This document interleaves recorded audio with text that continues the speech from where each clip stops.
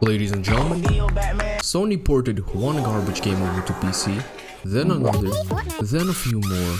Now finally, after all the low-tier slop, we are blessed to have Bloodborne on PC. And man, I have no idea how Miyazaki went from creating this masterpiece of a game in 2015 to making Duru's Tools 3 a year later. As you can see, this port isn't the best in terms of quality. Due to the inferior hardware of the PlayStation 4, From Software had to make a compromise. More pixels, but less FPS. This is something that is hard-coded into the engine. As such, having Bloodborne on PC running at 60 FPS or higher means the game will lose a substantial amount of pixels and look the way it does. But if you ask me, that's a fair price to pay for finally being able to experience From Software's second best game. It should be said that Bloodborne on PC isn't a true one-to-one port. The PlayStation controller is made for people with limited motor functions. And From Software knew this. That's why on PlayStation 4 the movement is much more grounded and slower, which wasn't Miyazaki's intended vision.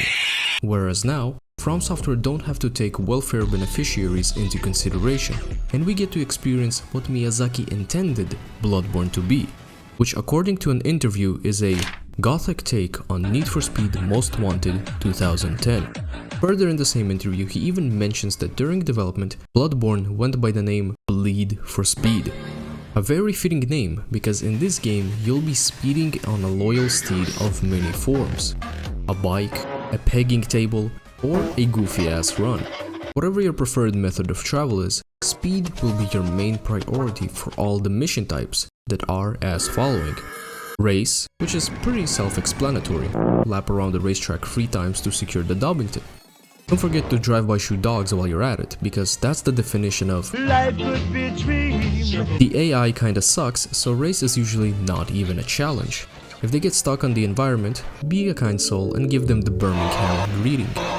Team Deathmatch is the same dumb AI, just this time around instead of lapping around the track, you lap around the ops as you decide what armament you want to nay-nay them with. Not that you really get to decide. Insights give you weapons at random, be it a hunter's pistol, lever action shotty, or melee. Capture the insight is pretty much capture the flag. An insight spawns in the center of the map and you gotta secure it by getting there before anyone else or by killing whoever has it and then bringing it back to your base. Bloodbath is just a London simulator where you have to kill shit and have the most droplets before the timer runs out. Last Hunter Standing is a London simulator as well, but instead of collecting droplets, you collect the souls of every op till you're the last man standing. And of course, it wouldn't be Bloodborne if it wasn't for bosses. Your final service. Let your bee stroke your bone.